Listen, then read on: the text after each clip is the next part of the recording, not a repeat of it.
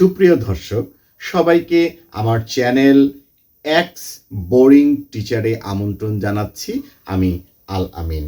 আমি পেশায় একজন শিক্ষক। আপনাদের সাথে সবসময় শিক্ষার টুকিটাকি বিষয় নিয়ে কথা বলি। আজকে আমরা খুবই গুরুত্বপূর্ণ একটি বিষয় আলোচনা করব। সেটি হচ্ছে গ্রুপ ওয়ার্ক বা দলীয় কাজ। অংশগ্রহণমূলক পদ্ধতির সবচাইতে গুরুত্বপূর্ণ টেকনিক্স বা কৌশল হচ্ছে দলীয় কাজ।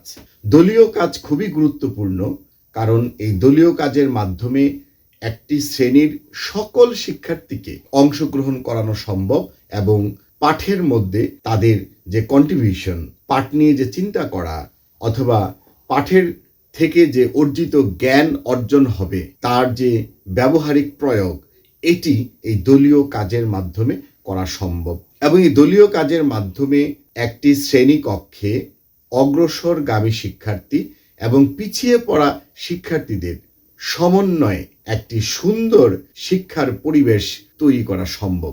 প্রিয় দর্শক, আমরা আজকে এই দলীয় কাজটি কিভাবে করলে খুবই ফলপ্রসূ হবে এবং আপনি একজন শিক্ষক হিসেবে শ্রেণীকক্ষের ডিসিপ্লিন বজায় রেখে এই দলীয় কাজটি সুন্দরভাবে করতে পারেন সে বিষয়ে কিছু আলোচনা থাকবে।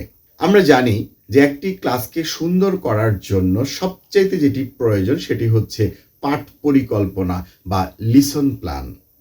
আপনি কি পড়াবেন, কোন ক্লাসে পড়াবেন, সেই ক্লাসের শিক্ষার্থীদের বয়স কেমন, ক্লাসের অ্যাকোমোডেশন কেমন, ওই ক্লাসে গড়ে শিক্ষার্থী কতজন উপস্থিত থাকে এবং সেই ক্লাসে আপনি কোন বিষয় পড়ান, ওই দিন কোন পাঠটা পড়াবেন, এই যে এতগুলো বিষয়, সবগুলো বিষয় আপনি পূর্ব থেকে যে একটি সুনির্ধারিত ভাবে একটি পরিকল্পনা করবেন সেটাই তো লিসন প্ল্যান।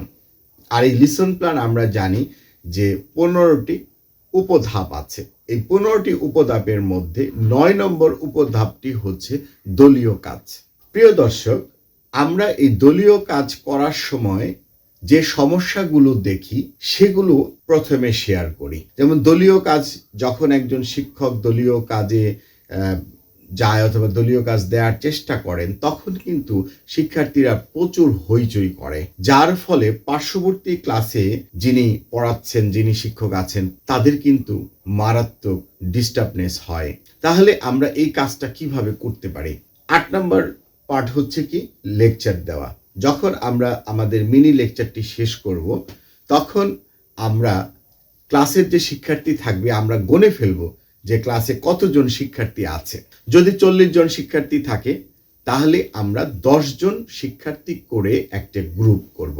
আর যাতে শিক্ষার্থীরা হইচই না করে এই জন্য আমরা প্রত্যেক বেঞ্চগুলো, আমাদের বাংলাদেশে সাধারণত সারিবদ্ধ পদ্ধতিতে শ্রেণীকক্ষে পাঠদান করানো হয়। তো সারিবদ্ধ পদ্ধতিগুলো কি, একটা বেঞ্চের পরে একটা হাই বেঞ্চ, তারপর লো বেঞ্চ, আবার একটা হাই বেঞ্চ, আবার একটা লো বেঞ্চ, এইভাবে 2 সারি অথবা 3 সারিতে বেঞ্চগুলো সাজানো থাকে। তাহলে আমরা যদি একটু টেকনিক্স করে শুধুমাত্র প্রথম বেঞ্চে যে শিক্ষার্থী আছে তাদেরকে বলি যে তোমরা একটু ঘুরে বসো, তাহলে ওই বেঞ্চে যদি 5 জন শিক্ষার্থী বসে, তারপরের বেঞ্চে যদি 5 জন বসে, তাহলে আমরা একটা হাই বেঞ্চকে 10 জন শিক্ষার্থী ব্যবহারের উপযুক্ততা নিয়ে আসতে পারি। আবার একটি বেঞ্চ বাদ দিয়ে আবার পরের যে সারির বেঞ্চ আছে সেই বেঞ্চের শিক্ষার্থীদের বললাম তোমরা একটু ঘুরে বসো। এভাবে আমরা 4টা বেঞ্চের শিক্ষার্থীদেরকে যদি একটু ঘুরে বসাতে বলি, তাহলে আমাদের মোটামুটি 40টা শিক্ষার্থী অ্যাকোমোডেশন হয়ে যায় 4টা গ্রুপে।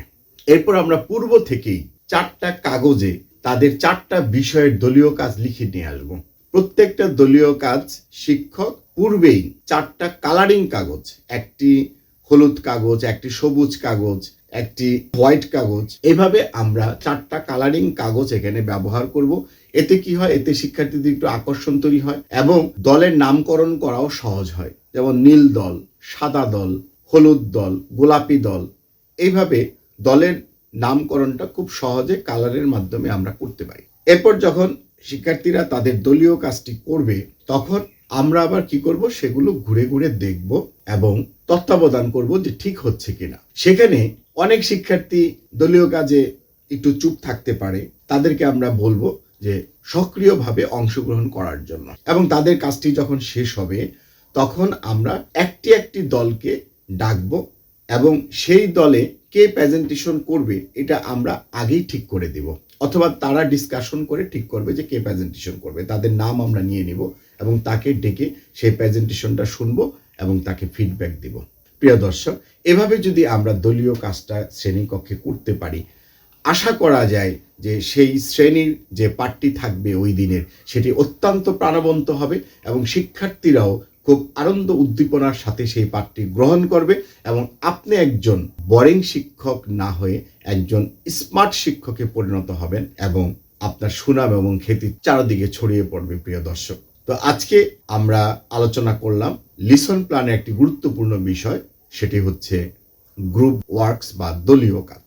এর পরের পর্বে অন্য একটি গুরুত্বপূর্ণ বিষয় নিয়ে আপনাদের সাথে হাজির হব এই প্রত্যাশায় আজকে বিদায় নিচ্ছি।